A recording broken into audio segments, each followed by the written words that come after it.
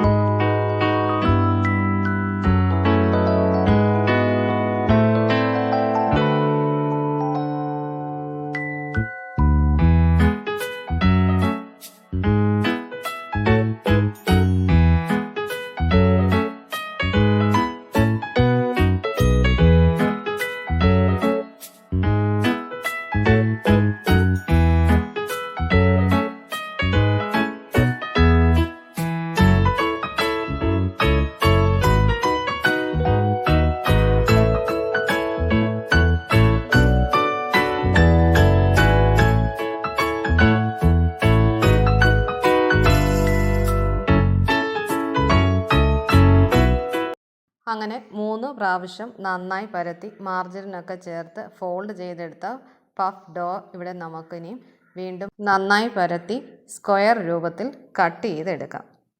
Puff ഡോ തയ്യാറാക്കുന്ന 3-4 മെത്തേഡുകളുണ്ട്. അതിൽ ഒരു മെത്തേഡാണ് ഇത് നല്ല ഒരു എളുപ്പ മെത്തേഡാണ്. ഓരോ പ്രാവശ്യം മാർജറിൻ ചേർത്ത് ഫോൾഡ് ചെയ്യുന്ന അനുസരിച്ചിരിക്കും നമ്മുടെ പഫിൻ്റെ ലെയേഴ്സൊക്കെ വരുന്നത്.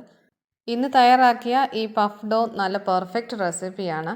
ഇത് ഒന്ന് ട്രൈ ചെയ്ത് നോക്കുക. പഫ്സ് വീട്ടിൽ തയ്യാറാക്കാൻ ആഗ്രഹമുള്ളവർ ഇതൊന്ന് ട്രൈ ചെയ്ത് നോക്കുക. ഇതുപോലെ പഫ് പേസ്ട്രി ഡോ സമയം കിട്ടുമ്പോഴൊക്കെ ഉണ്ടാക്കി ഫ്രിഡ്ജിൽ സൂക്ഷിക്കാവുന്നതാണ്. തയ്യാറാക്കി വെച്ചാൽ നമുക്ക് പെട്ടെന്ന് തന്നെ പഫ്സ് റെഡിയാക്കി എടുക്കാവുന്നതാണ്.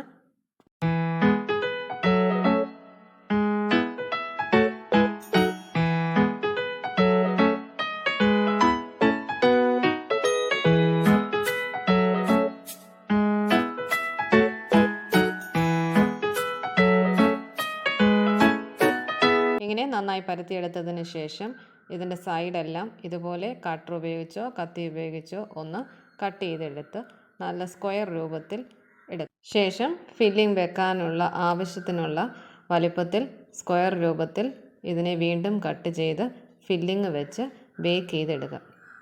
കട്ട് ചെയ്തെടുക്കുമ്പോൾ എല്ലാം ഒരേ വലുപ്പത്തിൽ തന്നെ ആകാൻ ശ്രദ്ധിക്കണം.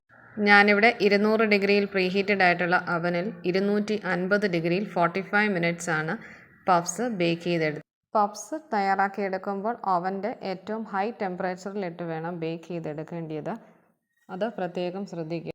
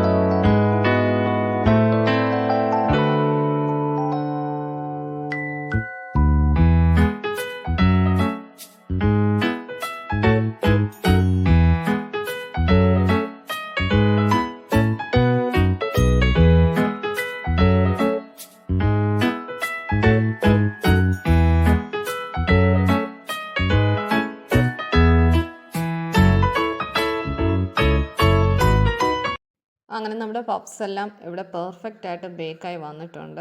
നല്ല ക്രിസ്പി ആയിട്ടുള്ള പഫ്സാണ്. നല്ല പെർഫെക്റ്റ് റെസിപ്പിയാണ്. ട്രൈ ചെയ്യാൻ ആഗ്രഹിക്കുന്നവർ ഒന്ന് ട്രൈ ചെയ്ത് നോക്കുക. അപ്പോൾ നല്ല എളുപ്പത്തിൽ തന്നെ വീട്ടിൽ നല്ല ഒരു മുട്ട പഫ്സ് എങ്ങനെയാണ് തയ്യാറാക്കുന്നതെന്ന് ഈ വീഡിയോയിലൂടെ നിങ്ങൾക്ക് മനസ്സിലായി കാണാം. അങ്ങനെ ബേക്കറിയിൽ ചെയ്യുന്നത് പോലെ തന്നെ നമുക്ക് വീട്ടിലും മുട്ട പഫ്സ് തയ്യാറാക്കാൻ സാധിക്കും. അപ്പോൾ വീഡിയോ ഇഷ്ടമായാൽ ലൈക്ക് ചെയ്യുക, ഷെയർ ചെയ്യുക, സബ്സ്ക്രൈബ് ചെയ്യുക. Thank you for watching.